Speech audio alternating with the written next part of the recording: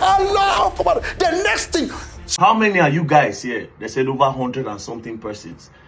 He claimed that he escaped, and to our greatest surprise, with empty car to Sokoto, loaded his car again, came back to Zamfara on the same day.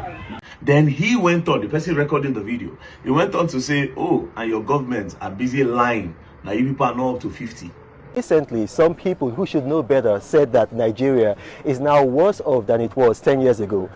So the reason why Boko Haram do this thing now, it won't show Nigerian government say you are a liar. Some of the information that you are being received is fake information. Nigerians, this is not Iran. This is not Israel. This is not Iraq. The video watching here, this is Nigeria. This is Mansu, Al-Kaleri, local government area of Bauchi State.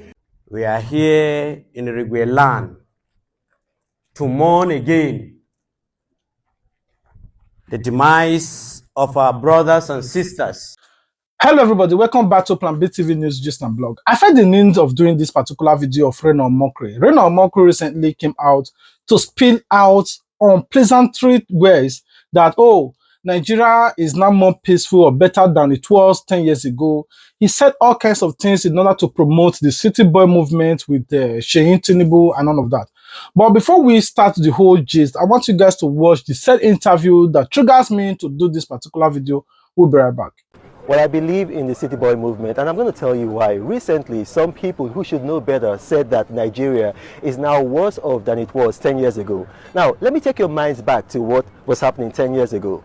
In the Niger Delta, we had Niger Delta Avengers. They had bombed the oil and gas sector. Nigeria had gone from 1.9 million barrels per day to less than 1 million barrels per day. In the southeast, you had secessionists who had put that region almost to a standstill. 128 police stations were shut down.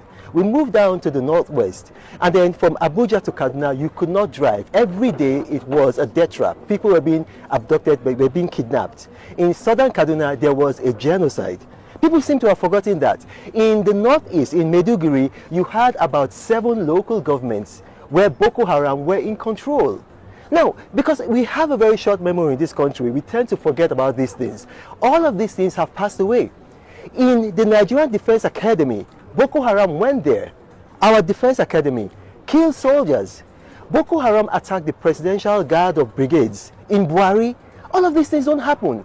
600 terrorists went with their motorbikes to Kuje prison, freed 849 of their colleagues. All of these things don't happen again. 10 years ago, states could not pay salaries. What's happening right now? Each state in Nigeria is getting at least 200% what they were getting 10 years ago.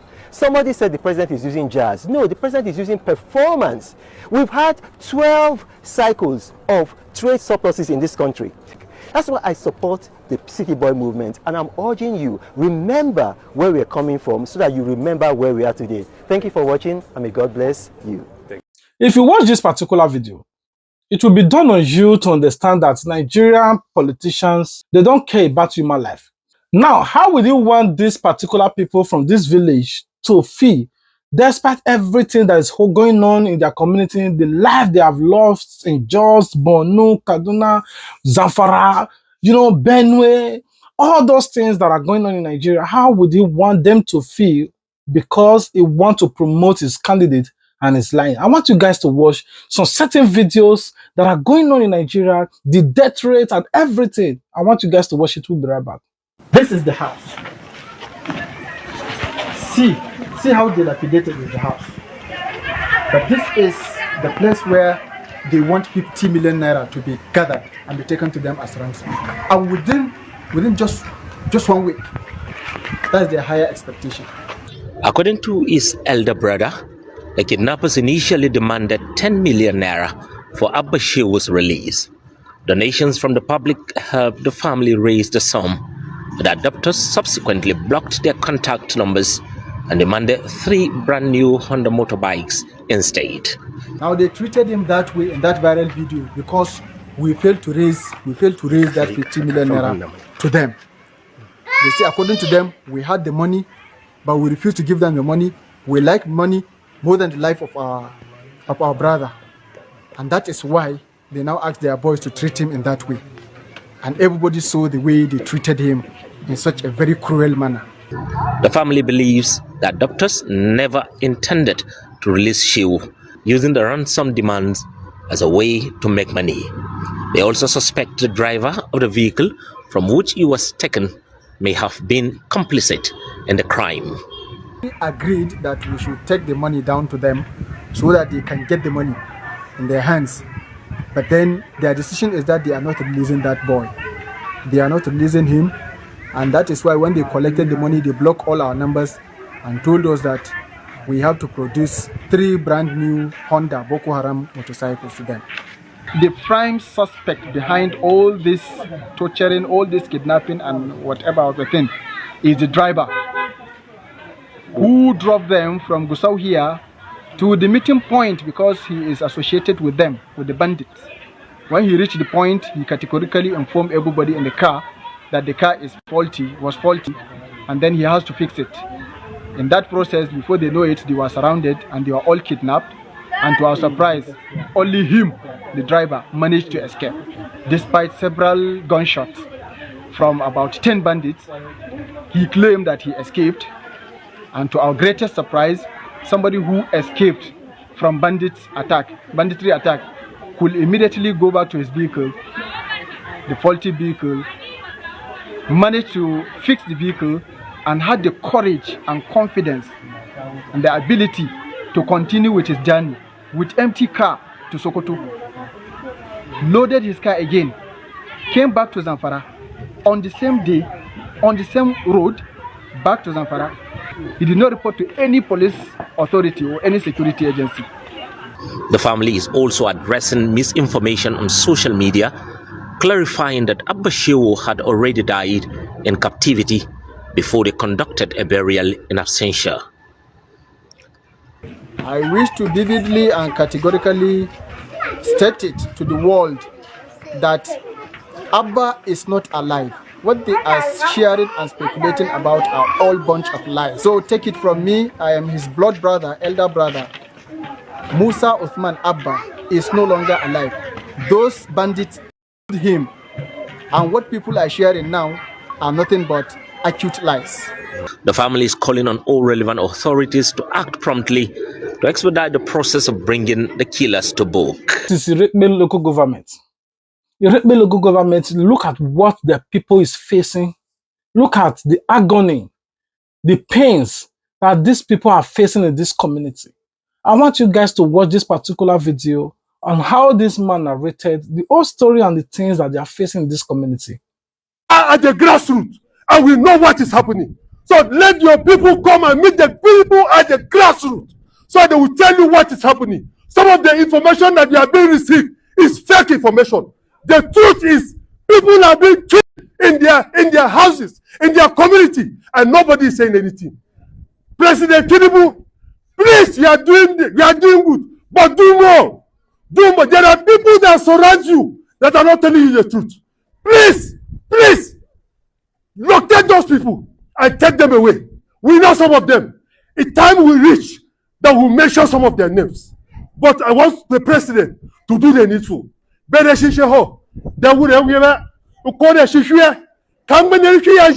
if I'm being killed today, I have disciples that will take over me. And they will take this thing until when this thing is finished. I'm assuring you. Thank you, Lord. God bless you. We are here in Rigwe land to mourn again the demise of our brothers and sisters who were murdered by terrorists that have been allowed and encouraged by conspiracy of silence on the part of the authority that are saddled with the responsibility of guaranteeing the safety of our people. I'm of the firm belief that if it were Fulani that are lying down today, Plateau State would have been on fire. Many people in Irigwe land would have been gone down. Security agents would have been hovering. Probably the Irigwe would have been in detention after arrest. The youth leader would have been in detention after arrest. Now it is only in this part of the country that human lives have been made not only a second-class citizens, but a third class. Fulanis and their cows are sacred living beings that should never in any way be touched. That even if they come to attack you, dare not resist them. Dare not defend yourself. Dare not in any way get one of the attackers injured or killed. The whole narrative will be changed, will be distorted. And that's what we are seeing today. Our brethren, Yangwa Rigwelan, we must, as Plateau people, we must, as Nigerians, rise up to adequately defend ourselves. Otherwise, that provision of the Constitution should be amended, that nobody has a right to self-defense. Then we will know that the war has absolutely been declared on us. Even though, despite the fact that that provision has not been amended, the Fulanis have been encouraged to continue killing. I've not heard within the recent times what the Irigwe people have done that warranted this particular genocide. Fulani killed their own in Barkiladi and shifted the blame on the natives, and 10 people were killed afterward. And we had expected that after that attack, the security agents will rise up and flush out the terrorist elements. Let it be known that killers Fulanis, including their leaders, are part of what is happening to us. Because we have not heard of any report coming from the Fulani side that there are terrorists or suspicious elements that are among them, and therefore security should come and flush them. It therefore means they are party to what is happening to us. And our lands that have been forcefully taken over, nobody wants that to be mentioned. Paramount ruler has said it here. Solution to what is happening to us is not far-fetched. It's within the reach and disposal of the authorities that are saddled with responsibility of guaranteeing and protecting our lives. We are not saying that Fulani should be killed, but we are saying that bad elements should be dislodged from where they have infested and taken over and are currently in occupation of same. Youth, if we don't sing within, we'll go into extinction, and our parents will have no one that will stand by them. I'm urging us to please understand that killer Fulani terrorists have already declared war on us. And it's so unfortunate that we are not ready to confront them. And if we continue keeping quiet, they will have their field day. Please, we should unite. Please, we should tell the world. My last message to President Donald Trump is that please, we are passionately appealing. Hearken to the cry of the Christians in Nigeria. Hearken to the cry of Christians on the Plateau. Hearken to the cry of Christians in Irigweland. We are daily killed, and the narrative that is reaching you is a distorted one. It's a falsehood. Come and see for yourself. Come directly to the grassroots and carry out your discreet and open investigation and know who is the terror, who is the aggressor. And sir, if you will not do that for the Christians, then it is better in the first place you have not proscribed Nigeria as a country of particular concern. Because the cry out came from Plateau. It came from the Middle Belt. But we only saw the presence of U.S. Army in the northeast and northwest. Whereas where the killings in mass, the mass killings and atrocities are being perpetrated higher than what is happening in the both northeast and northwest, is not attended to. If it is happening because the message has not gotten you, we are using this medium to please come to our aid. I could recall one of the messages that came from the U.S. Office of War, that Christians in Nigeria cried to God, and God answered their prayers, and America is the answer to Christian prayers, but we have not yet seen it be replicated on ground. That's our passionate appeal. Jama'a mu yi hakuri. Ubangijin da ya bar wannan ya tazantar da mu, ya tazantar da iyali. Kira ga gwamnati is that if there is anything we will need in the Rigwe land, is that the families of this deceased are adequately taken care of. Scholarship be made for these children. Employment be made for these widows.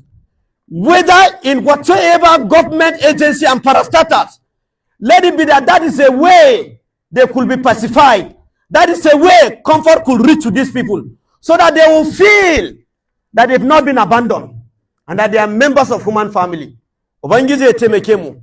Now, despite all of this, Reno Omokri recently, I think days after he made that particular video, when Bola Ahmed Tinubu make him an ambassador of Mexico, a drug country, the first thing he came out to say after that speech, he said, Nigeria is peaceful. Oh, you can come to Nigeria. Nigeria is the most peaceful country right now. Nigeria, you can come and invest and do all kinds of things in Nigeria. If you think I'm lying, I want you guys to listen to what he said. Festival, 200,000 tourists came to Nigeria.